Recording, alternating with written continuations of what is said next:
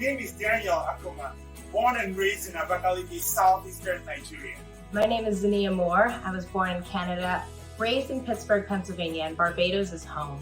My name is Melissa Diamond, and I'm from Minneapolis, Minnesota. My name is Sukhmeet Singh Satchel. I'm a second-year medical student at the University of British Columbia in the beautiful Vancouver, Canada. My name is Omar Ocasio. I am originally from Puerto Rico, but I currently live in Washington, D.C. And I am the founder of Remora. I started the COVID-19 Sikh Gurdwara initiative to provide culturally effective public health interventions to the South Asian community around COVID-19.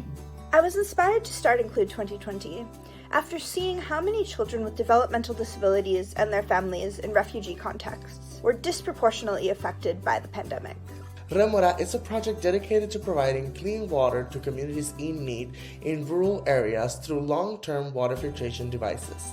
SaniPack is an efficacious, on-the-go N95 mask sterilizer that has announced its invaluable position around the waist of all healthcare providers as the COVID-19 pandemic takes new shape in the light of vaccine-resistant, highly infective viruses. At Lyra, we are developing an AI-based lip reading platform to help voiceless individuals communicate.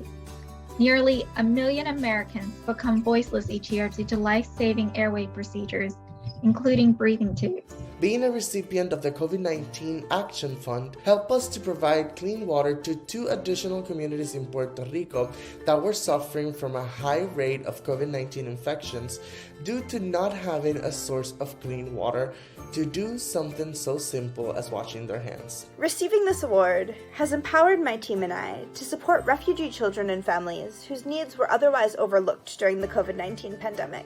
The program has really been wonderful, and the funds that they have provided have allowed us to continue to prototype SaniPack. I really cannot thank the CGIU community and Clinton Foundation enough for all the support that they provided. Honestly, without this funding, this project would not have been a reality. We are humbled and appreciate this award, and the community you have connected us to continues to inspire us each day and makes us realize that everyone can make a difference, even students.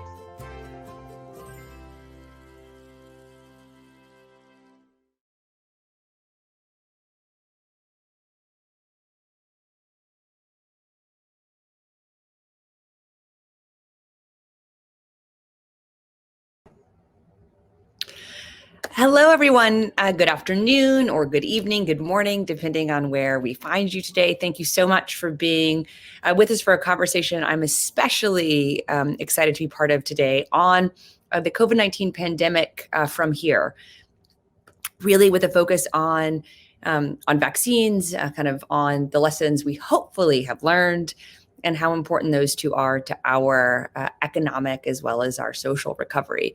And I just couldn't be more grateful for our 2 panelists this afternoon, my friend and kind of true kind of life mentor and hero, Dr. Eric Goosby, who is the head of the Center for Global Health Delivery and Diplomacy and Economics at the University of California at San Francisco, and really kind of one of the world's leaders in helping us understand and then combat the HIV/AIDS pandemic. And also Thabani Maphosa, the managing director of country programs at Gavi, the Vaccine Alliance. And I am just incredibly grateful for their time. And I think also like their enthusiasm of being part of the kind of CGIU community and conversation today. So I want to kind of virtually, although very sincerely, welcome them both kind of onto the screen. And then look forward to kind of our conversation. And, you know, Dr. Maphosa, I want to start with you, which I did thankfully ask if that was okay when we were all backstage, and just give you the chance to share with our audience, you know, who truly is from across the world, kind of why the work of Gavi is so important, even when we're not in a pandemic, and just so people can really understand your work in routine childhood immunizations across the globe. And then if you could also just connect that to the work you're doing now with the COVID-19 vaccines, please. Chelsea, thank you so much. It's lovely to be with this community and to be with you today. You know, COVID-19 could not have reminded us so starkly of the roots of Gavi and where we started. The heart of Gavi's work and its establishment was really the inequities that existed in the world in relation to access to vaccines. There was a stark distribution of vaccines where the vaccines were distributed in the West, but were not there in many of the low and middle income countries that needed them. And in 2000, the Bill and Melinda Gates Foundation and others, governments of the US government, the UK government, and others came together and they said, let's set up a multilateral instrument that will respond to this. And since then, I'm glad to report that 850 something million lives have been saved. And we have since introduced vaccines for 16 diseases which were not protected for in the developing world. And we see that death and mortality has reduced significantly for vaccine preventable diseases, where otherwise without an outfit like Gavi, that would not have been possible. And so at the heart of Gavi's establishment was equity. And COVID-19 is so much reminding us of equity as well. You know, and Dr. Goosby, you know, we have focused so much, at least kind of in the discourse, on how critical kind of equitable distribution of the COVID-19 vaccines are here in the United States and around the world. And yet we know we're falling quite short of equitable distribution, both here in the US and around the world. How would you explain to someone who might not understand kind of why the equitable distribution is both so important from a moral sense, certainly, but also kind of to ensure that we're positioned more quickly kind of on the road to economic recovery?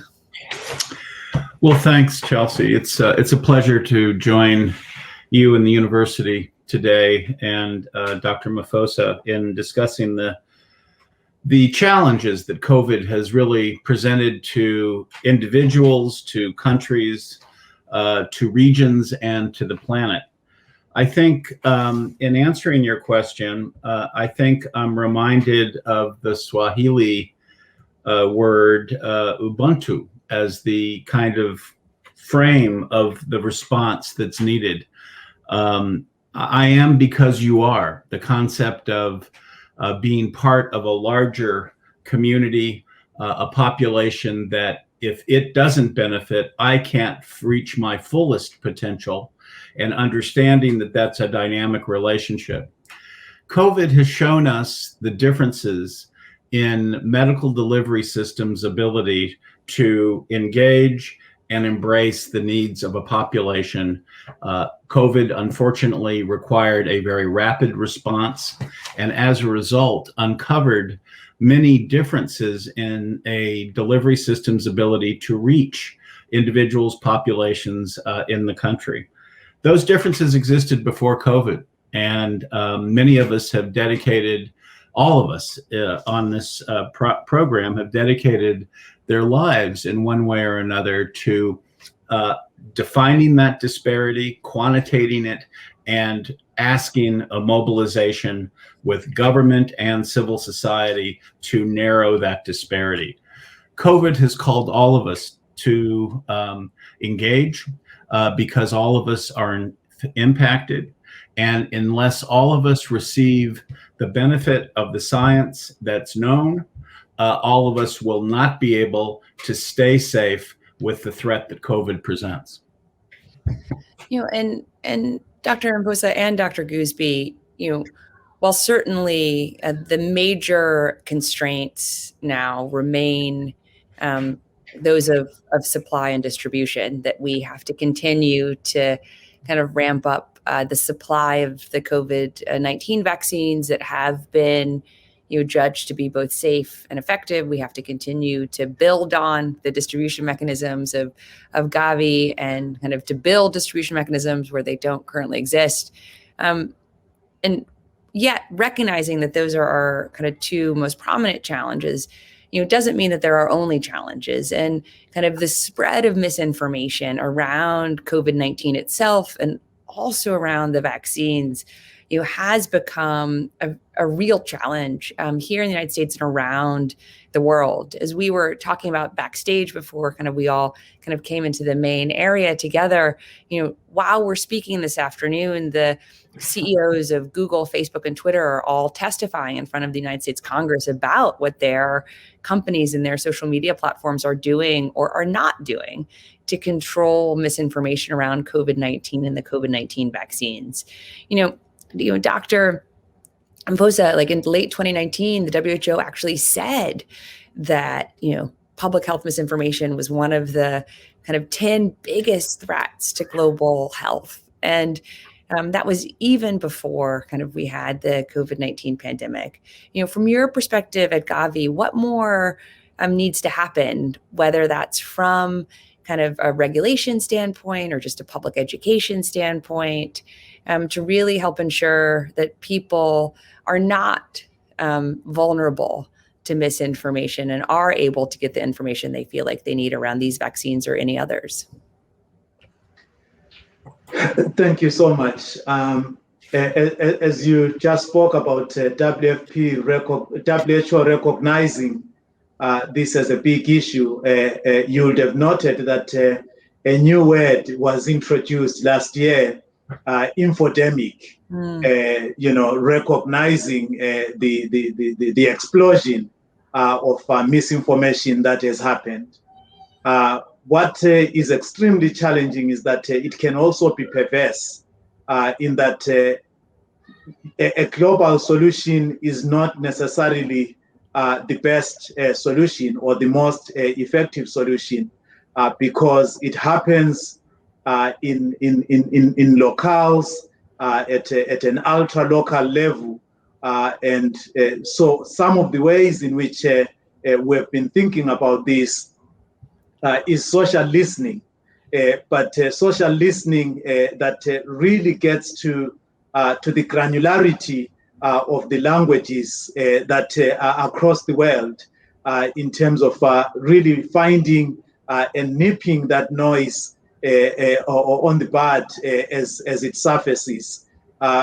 In particular, as we looked last year in West Africa, for instance, it really sprang up and it was a challenge. And you are so correct, Chelsea, when you say that the infrastructural and access, vaccine access problems are actually problems that are surmountable. For me, the biggest problem that we really have and that lies ahead is whether once the vaccines have arrived where they are needed, we will have people presenting themselves to be able to use those vaccines. I feel that we are seeing challenges. This has not been made easy with some of the recent experiences we have seen of the start and stop of some of our vaccines that have been going out. And so the truth here is that scientific-based information needs to be spread, but also most important is to recognize the value of trust and relationships that each one of us has. Just today, before I came into this meeting, somebody called me from Nigeria and they asked me, tomorrow I'm going to be going for vaccination.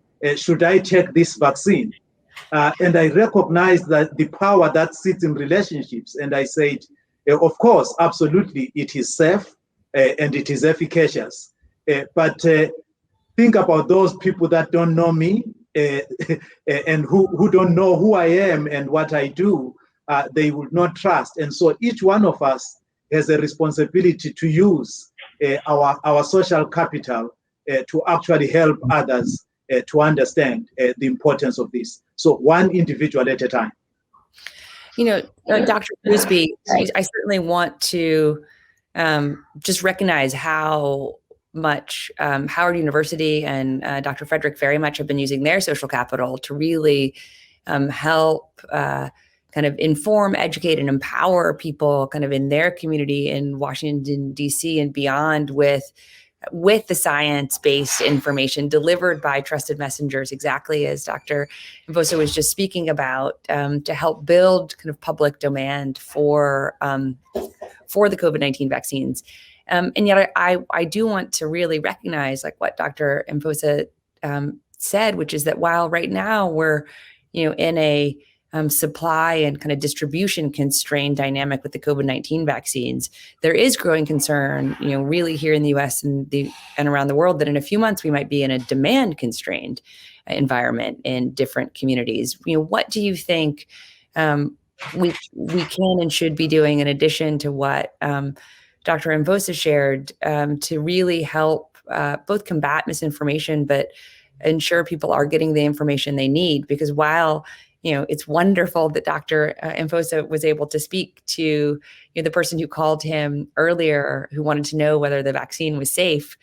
He does have a very important job at Gavi and can't just spend all his time talking to people one-on-one, although I'm sure he would be happy to do so if time were not a constraint. So, since we can't kind of scale those individual conversations, how do we ensure that, yes, they can still, of course, happen and be supported, but we know we need more systems and systemic answers as well.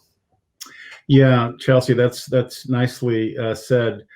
I think it's tragic that the political elements in the United States and in Europe have entered a level of opinion around scientifically based facts. And they certainly have the right to do that. They are certainly in policy-making decisions and allocation appropriation decisions, so they need to be informed.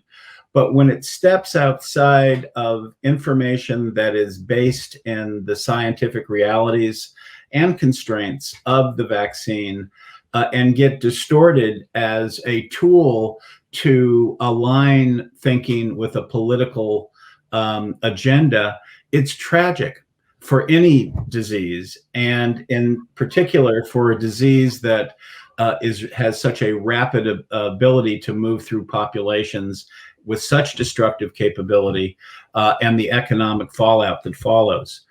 I think health professionals, public health professionals in particular, but all health professionals have a special moment where they need to call their social credibility up, as Dr. Maphosa was saying, to the communities in which they are credible, to be that voice of clarity that delivers the science. I'm not talking about a sugar-coated description of it.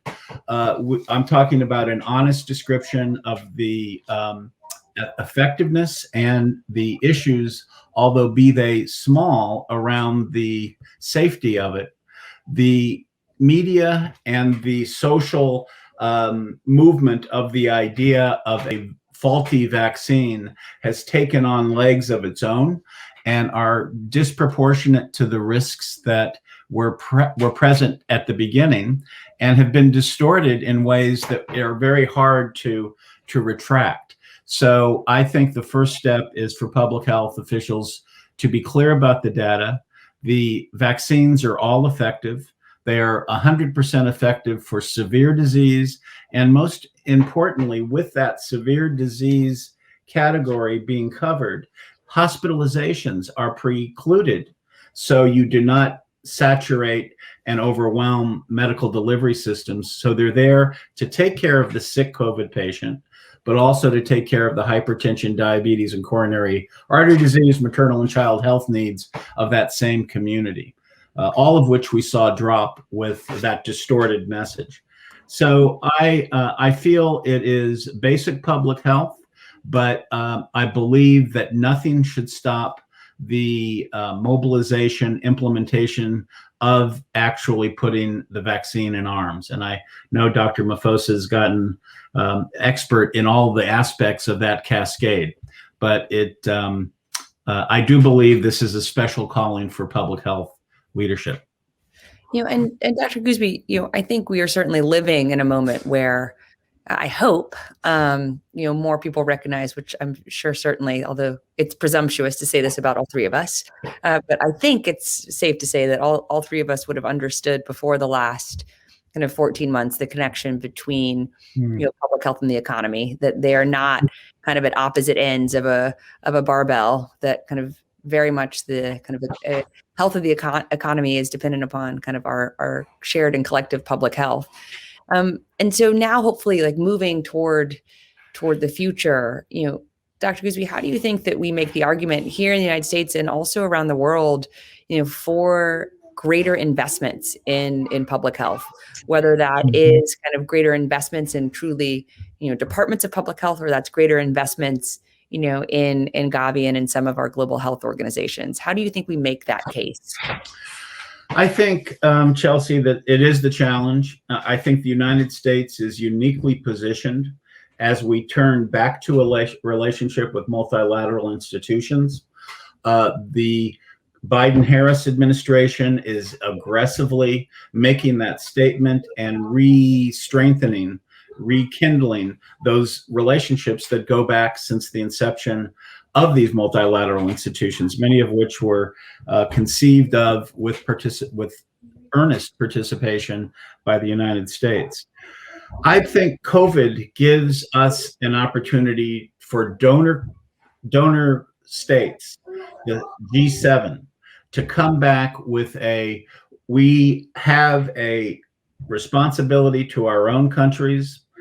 We are the political leadership for our populations, but that understanding leads you to seeing our responsibility for the global community, not just in the region, but at large. COVID has shown us how small the planet is and how treating in one area can be corrupted if an adjacent area brings individuals who are infected back into play.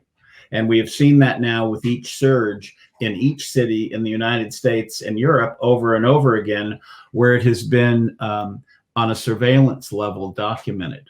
So I believe this pivot back into multilateralism should also redefine the importance that universal health coverage represents to our ability as individual countries and a global community to respond to a threat such as a pandemic. Our ability to recognize and respond has to be, we have to think through that need, not just as some countries, and some countries have that ability, other countries don't.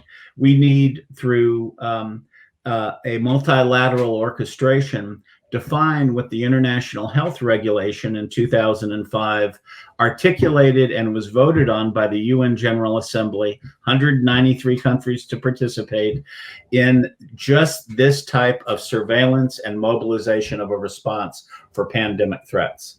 Implementing what we've already agreed to needs to happen, but it will require the G7 to put the weight of, yes, as the large donors, we are going to do this, we're going to implement this, and we are going to do it in such a way, and this is, I think, the critical thing that Gavi has gotten quite skillful at, is in our taking over of this role and function, this service need, we do not want it to emasculate the lines of accountability that governments have to their populations to establish these responses and maintain them. So in addition to a pivot back into service identification and implementation availability, we also need to have a clear eye on capacity expansion to not erode the capability at the local levels. I couldn't agree more, Dr. Goosby. And, you speak, I think, so convincingly, although I'm primed to be convinced, admittedly, and convincingly really about the roles of government and not undermining kind of government's kind of first and foremost priorities and responsibilities to help protect and attempt to guarantee public health within their borders, and yet they have to be resourced and equipped to do that. And as you kind of mentioned the international health regulations, we know that there are still many dozens of countries who haven't been able to meet their obligations under the IHR because they simply haven't had enough kind of investable resources to be able to build their capacities and their competencies. And yet we know that, like, often governments alone cannot sufficiently protect or guarantee public health in a crisis situation or absent a crisis situation. And you spoke, Dr. Goosby, about so much of what kind of Gavi has done well. I think something else they've done really well is to marshal academic partners, research partners, the private sector, toward these shared goals of helping to ensure that no child dies of vaccine preventable illness.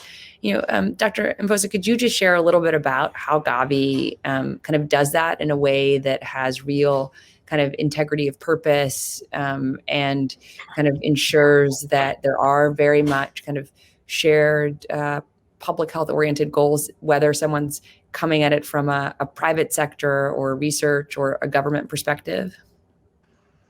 Thank you very much. I see that our time is short, so I'll be brief. Take the time you need. Take the okay. time you need. Thank you very much.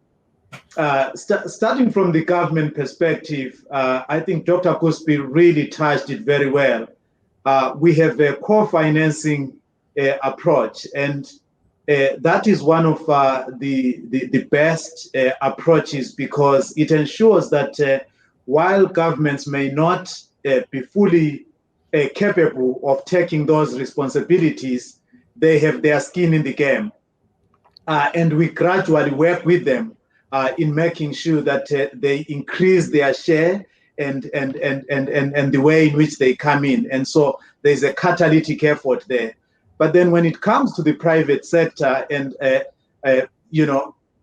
one of the things that is really important is the innovation that comes from the private sector. We have leveraged so much of it, even going into this pandemic.